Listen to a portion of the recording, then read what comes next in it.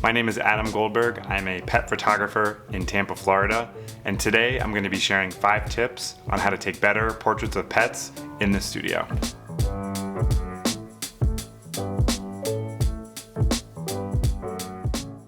Tip number 1 to getting better photos of pets in the studio is to make sure you're getting catch lights.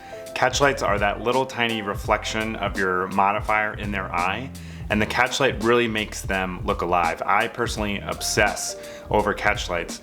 Now, if you have a dog that has, thicker eyebrows like your doodles or your schnauzers, make sure to brush those eyebrows out of the way so that way you can still see the catch lights.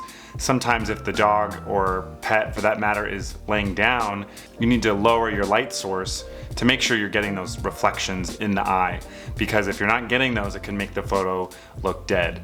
And the bigger the catch light, the better in my opinion. That's my style. So I use either a 7-foot umbrella or I'll use an Octa M, which is like a 36-inch softbox. But catch lights are a really great way to make your photos come alive.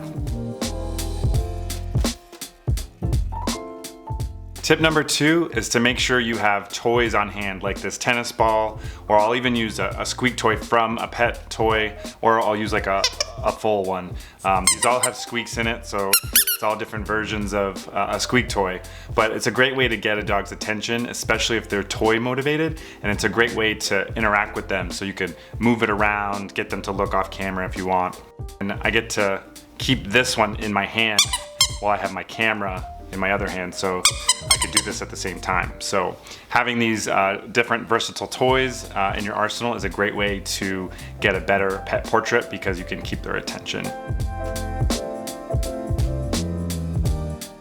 Tip number 3 for getting better pet portraits in the studio is to use an f-stop like f8 or f9. Dogs have longer snouts than humans do, so if their snout is closer to the camera lens, if you have a lower f-stop like 2.8 or 4 or 5.6, you might run the risk of getting the eyes in focus if you're focusing on the eyes, and the nose will be out of focus, which you don't want. Or if you accidentally hit the nose with your focus, that's what's going to be in focus first. So, I'm putting my hand in front of the camera, it's probably focusing on that.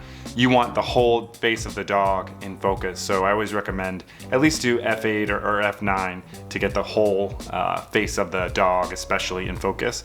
If you're working with a pug or like a Frenchie or a bulldog, they tend to have flatter faces. You can go down a little bit, maybe f5.6, but if you're working with a Great Dane or a Doberman or a Lab or a Golden Retriever, go ahead and increase that f-stop to f8 or f9 or 10 to make sure you're getting the full face of the dog in focus. Tip number 4 is to make sure you get eye level with your subject, whether it's a dog or a cat or any other type of animal.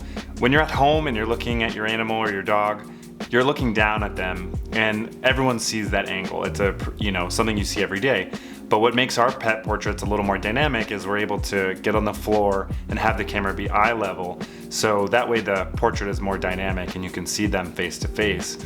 If you think about your own pets at home, you're not really looking at them at their eye level very often. They're either below you or they're laying next to you, but they're not really eye level, and it really brings a uniqueness to the portrait. So, and then once you know that rule, we have been known to do a top-down photo for uniqueness, but what happens is their face is in focus, and then you'll see their paws out of focus. So once you know the rule, you know when to break the rule, but by and large, most of my pictures have a photo that's eye level with the subject.